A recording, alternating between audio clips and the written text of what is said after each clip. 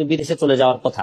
আমি আমার গ্রামের বাড়িতে আছি, আমি একা আছি, আর আমার সাথে কেউ নাই। ছেলে মেয়ে গুলা, বউ ছেলে মেয়ে এরাও বিপদে আছে নিউ ইয়র্কে। বাংলাদেশটা তো এই জায়গায় যায় না যে তুমি একজনের কাছ থেকে নিয়োগপ্রাপ্ত হয়েও তার বিরুদ্ধে কথা বলতে পারবা। এই জায়গাটাতে বাংলাদেশের মানুষ এখনো যায় নাই। বাংলাদেশের মানুষ এখনো সরকারের বিরুদ্ধে কথা বললে মনে করে যে শেখ হাসিনার বিরুদ্ধে কথা বলছো মনে হয়। বাংলাদেশের মানুষ এখনো মনে করে যে আওয়ামী লীগের বিরুদ্ধে কথা বললে তুমি মনে হয় শেখ হাসিনার বিরুদ্ধে কথা বলছো।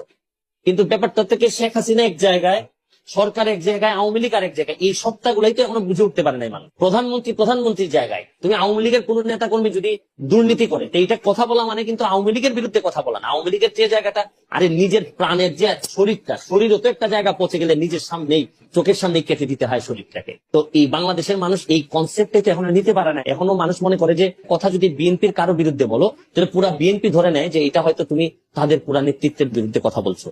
কিন্তু এই জন্যই তো আমরা বলি যে, কেন বলি যে পড়াশোনা করলে আমার এলাকার স্কুলগুলোরে কেন বলি যে তোমরা যদি ব্যারিস্টার হইতে পারো আমার গাড়িটা আমি দিয়ে দেবো। কেন আমি বলি যে এই ধরনের পড়াশোনা না জানা অনেক মানুষের ভিড়ে বড় গাড়ি নিয়ে চলাচল করার চেয়ে অসংখ্য শিক্ষিত মানুষের ভিড়ে হেঁটে চলা অনেক ভালো হয়। যে বলে না যে মরিয়া প্রমাণ করিয়াছেন, কি যেন একটা কথা বলে না, ওই যে আমাদেরকে প্রথমে ধান্দাবাজ হিসাবে শুরু করতে হয়, ওরা এত সব কিছু পার করে আমাদেরকে প্রমাণ করতে হয়। এই পর্যন্ত আমরা অনেকেই টিকতে পারি না, অনেকেই বেঁচেও থাকতে পারি না। সাধারণ মানুষকেও যে বুঝবেন, এখানে আবার এদের পয়েন্ট অফ ভিউ থেকে চিন্তা করেন। যখন একটা সমাজে প্রায় 90 থেকে 95% বাণিজ্যের নামে ধান্দা করে, এখানে 5% লোক তো হাইলি মাইনরিটি, এবং আপনি মানুষের চিন্তা ভাবনা রিপ্রেজেন্ট করে তো হচ্ছে গিয়ে মেজরিটির চিন্তা ভাবনা, এটাই তো রিপ্রেজেন্ট করে। আপনি দেখেন আমরা এই মহান সংসদে প্রায় 90% লোক হচ্ছে গিয়ে ব্যবসায়ীরা তো সংসদে থাকার কথা না ভাই, আইন বানাবে তো ব্যবসায়ীরা না। তো এখন ব্যবসাটা কি কারণে, এবং তাদের বিরুদ্ধে যে ধরনের অভিযোগ, আপনি চিন্তাই করতে পারবেন না যে এই ধরনের অভিযোগ নিয়ে এরা যখন আমাদের মাননীয় সাংসদ হয়ে বসে আছেন অনেকেই, বা এরকম অনেক কিছু করে প্রমাণ করতে হবে যে ভাই আমি ধান্দা করতেছি না। ভাই আপনি দেখেন, আর এই জাজমেন্ট তো দিবে কে? নেক্সট জেনারেশনকে বলে যাবে, একটা লোকের নাম বলুক যে আমি যদি না থাকি তাহলে এই লোকটাকে ফলো করো।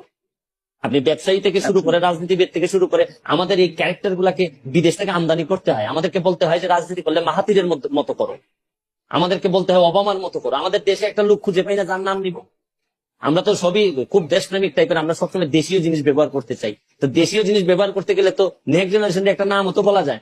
আপনি হচ্ছে কি, আপনি যাদেরকে মধ্যম যে জায়গাটাতে রিপ্রেজেন্ট করেন তাদের কথা বলছেন আপনি। ওরা ক্লাস মেনটেন করে বা দাম মেনটেন করে, সততা মেনটেন করে। কিন্তু আমাদের যারা মেইন ব্যবসায়ী বাংলাদেশের, তারা এতই কমিটেড সরকারের টাকা, ব্যাংকের টাকা মেরে দেওয়ার জন্য, আপনি চিন্তাই করতে পারবেন না কমিটমেন্টের জায়গাটা এত স্ট্রং। কিন্তু আপনি যাদের কথা বলছেন তারা হচ্ছে কি আমার মতো মধ্যবিত্তরা একটা দেশকে রিপ্রেজেন্ট করে না ভাই।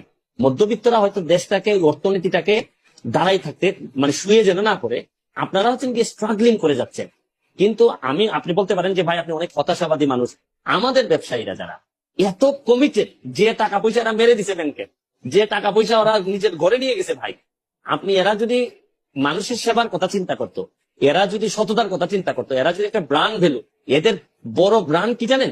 বড় ব্র্যান্ড হচ্ছে কি, আপনি বড় ব্যবসায়ীদের সবচেয়ে বড় ব্র্যান্ড যেটা, এটা হচ্ছে কি এরা ঋণ খেলাপি। এখন হয়তো একটা সবচেয়ে বড় বিপ্লব যেটা করা সম্ভব, এটা হচ্ছে কি এখন কিন্তু ইয়াংরা বসে বসে ওই অনেক আগের চিন্তা থেকে বাইরে আসা শুরু করছে। এইটাকে কাজে লাগাইতে পারি যদি, জানি না আর কতদিন বাঁচবো বা কতদিন আমি সার্ভ করতে পারবো। আমি কিন্তু ধরেন বাংলাদেশে পুরা পরিবার থেকে শুরু করে সব আমার কিন্তু বিদেশে চলে যাওয়ার কথা। একদম সিঙ্গেল একটা মানুষ, আমি আমার গ্রামের বাড়িতে আছি, আমি একা আছি, আর আমার সাথে কেউ নাই, আমার পরিবারের কেউ নাই। ইভেন আমার ছেলে মেয়ে গুলা, বউ ছেলে মেয়ে এরাও বিপদে আছে নিউ ইয়র্কে। তা আমি একমাত্র পড়ে আছি, কিন্তু আমার একটাই ইচ্ছা যে জায়গার জিনিসপত্র ব্যবহার করে আমি আজকে এই জায়গা পর্যন্ত আসছি, যে দেশের, এই দেশটাকে আমি শেষ পর্যন্ত শুধু দিয়ে যেতে চাই।